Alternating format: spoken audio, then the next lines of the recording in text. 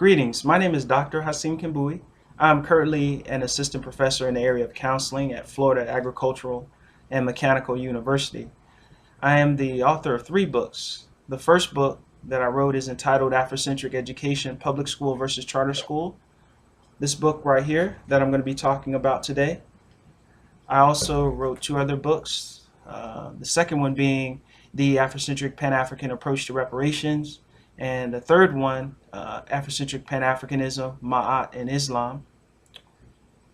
Before I get into talking more about my book, Africentric Pan-African, or rather Africentric Education, Public Schools versus Charter Schools, I want to provide you all with some brief information about my background.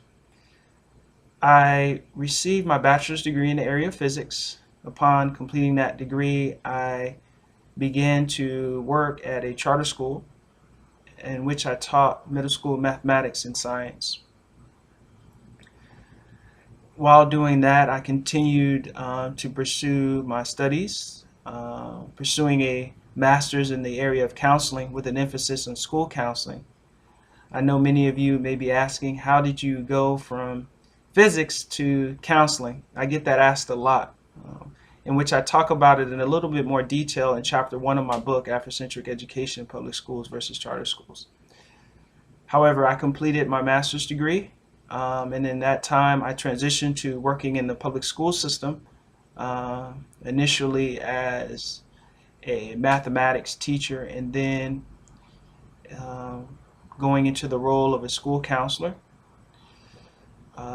While doing that, I then continued further to pursue my PhD studies in the area of counseling with an emphasis in school and clinical mental health counseling.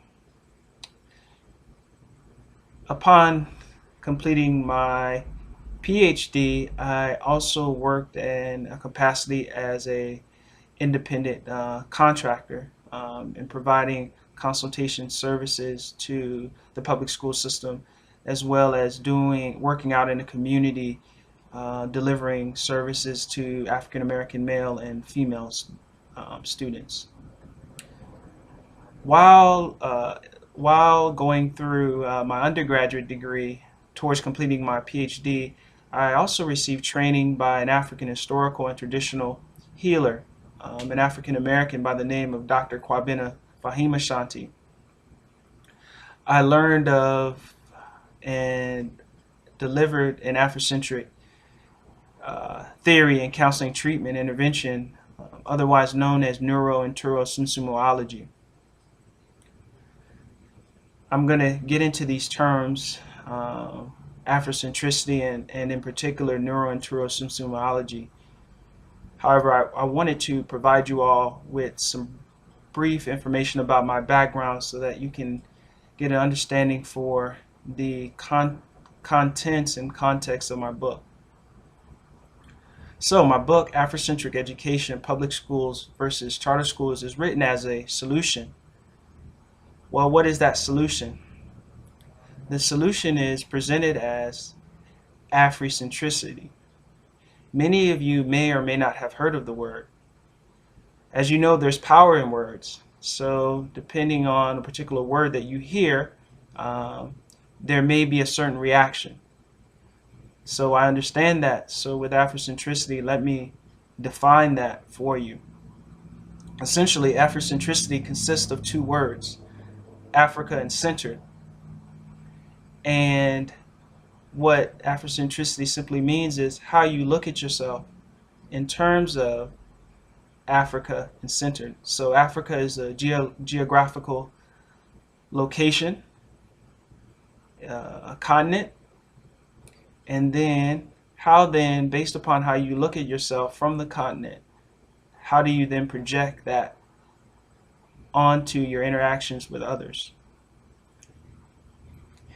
Due to my training as a psychologist and as an African psychologist and as a counselor, there's a number of different ways in which you can raise questions about how you look at yourself and then how you interact with others. Generally, the language associated with how you look at yourself can be subdivided into thoughts or psychological processes. and then your interactions with others can be considered as behaviors. You can also look at, or you can describe, or you can raise questions with how you look at yourself associated with values, attitudes, beliefs, and behaviors dealing with the African continent in reflection of your behaviors with others.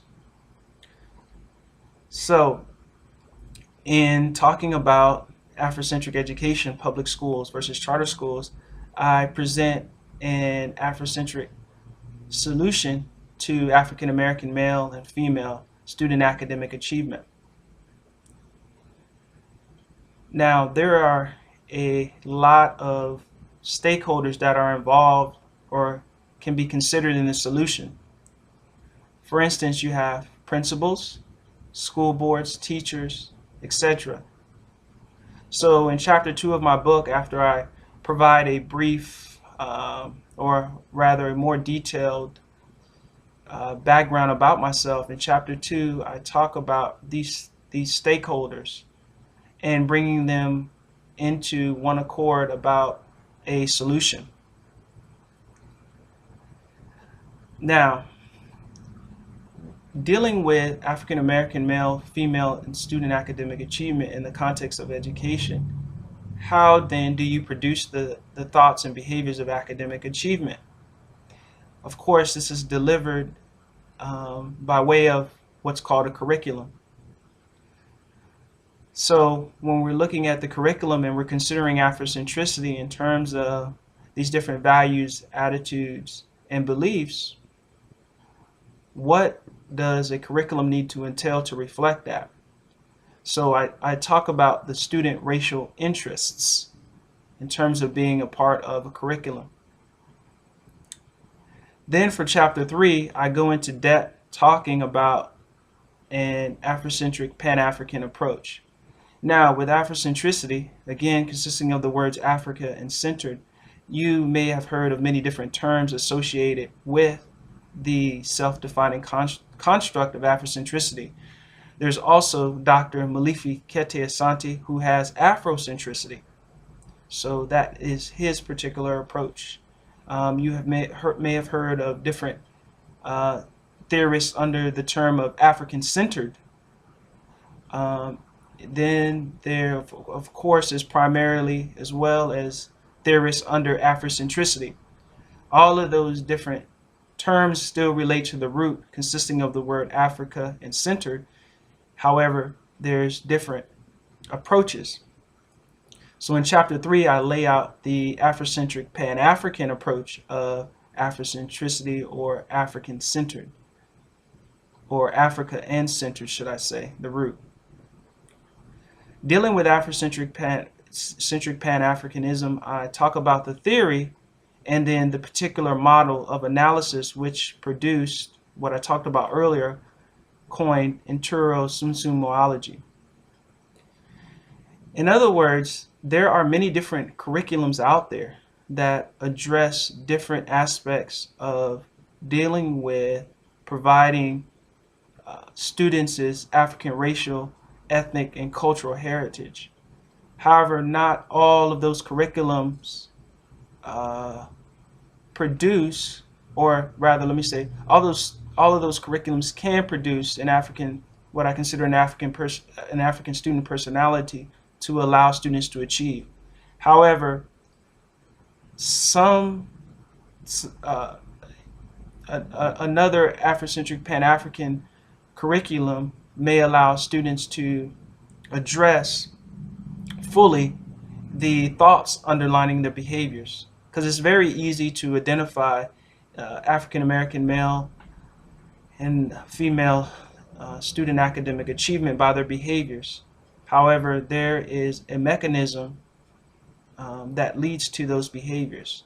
So we talk about the Afrocentric, or rather I talk about in chapter 3 the Afrocentric Pan-African approach to produce an African student personality that deals with thoughts leading to then behaviors to achieve academically.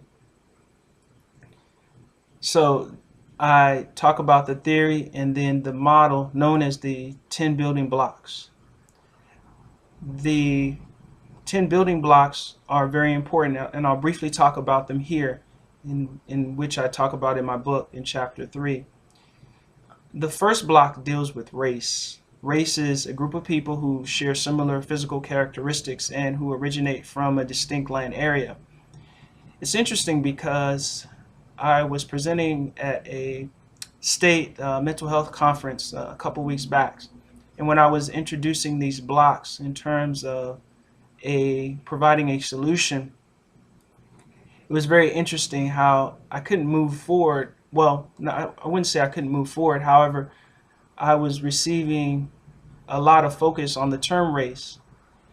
And it's very interesting how many of us accept the definition of someone else and are, well, I wouldn't say we're unable. However, many of us don't raise questions about the definition to then examine race in more detail, or at least consider another perspective outlook about race.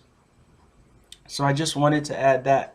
The second block deals with philosophy.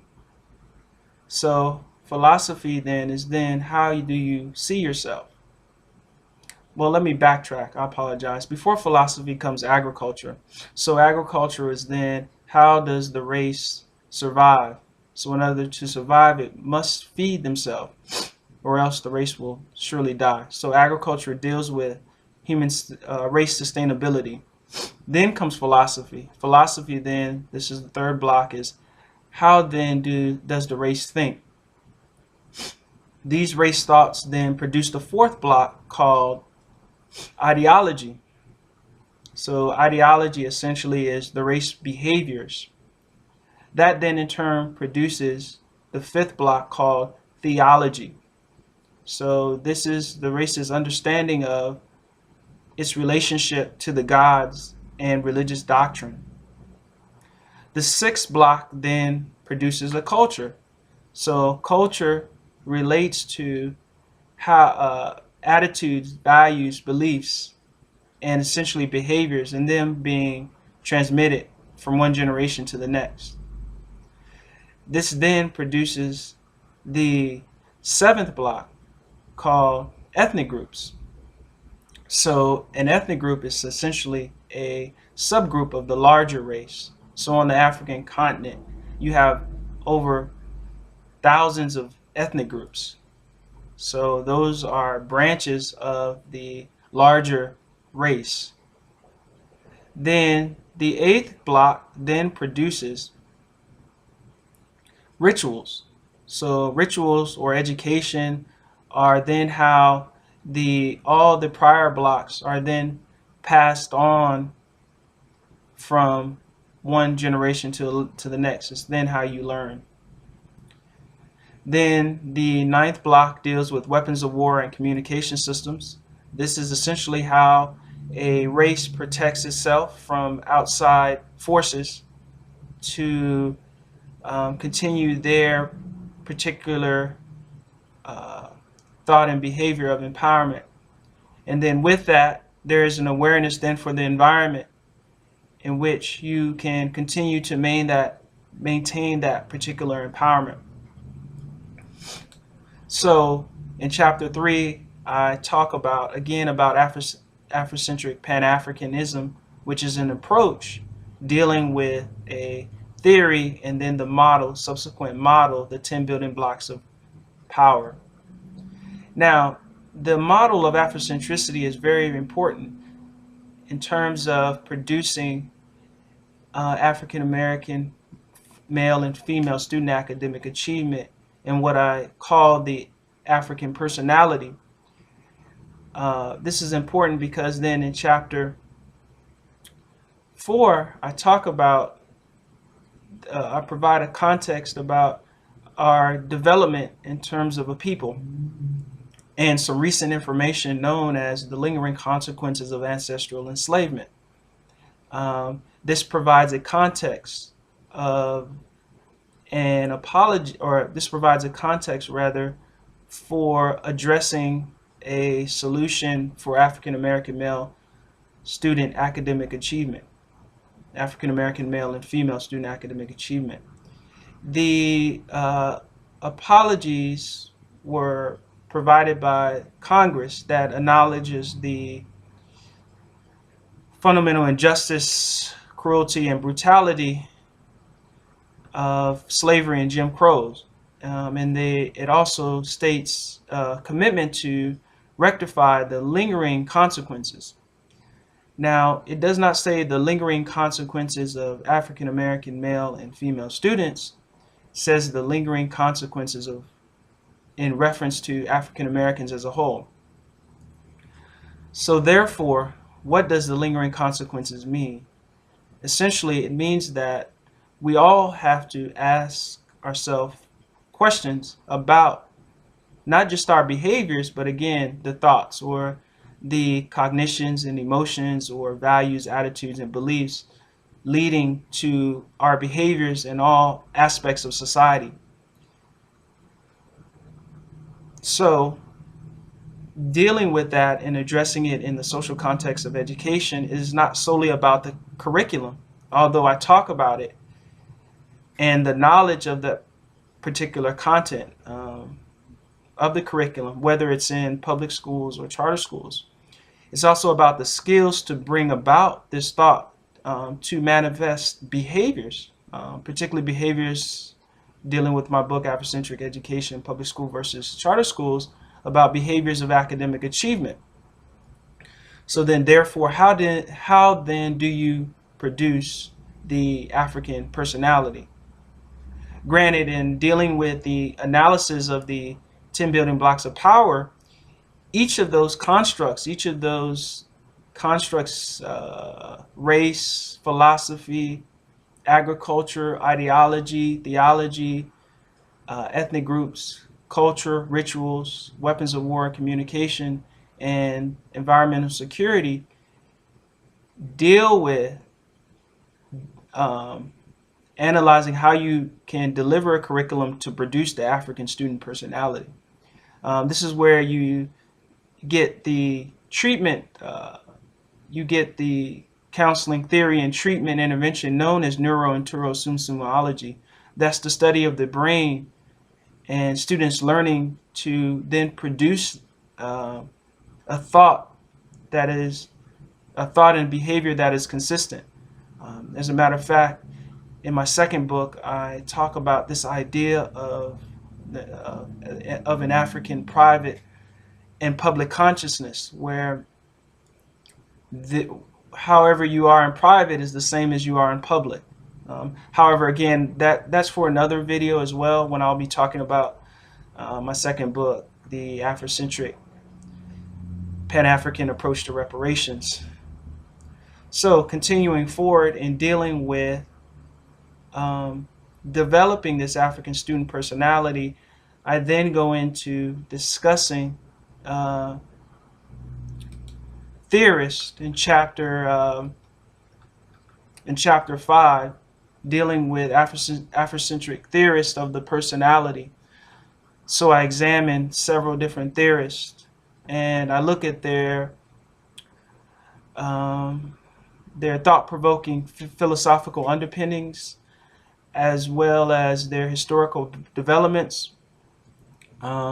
looking at their constructs and, importantly, their validation instruments to measure their constructs. Then I transition to talking about, particularly about the Afrocentric Pan-African personality, the questions that are raised, and then I go into how the Afrocentric Pan-African personality develops, because it is a process. And a lot of what I wrote in chapter 1 deals with that process from a personal experience. So I lay out the Afrocentric Pan-African personality that is dealing with a solution for African American male and female student education.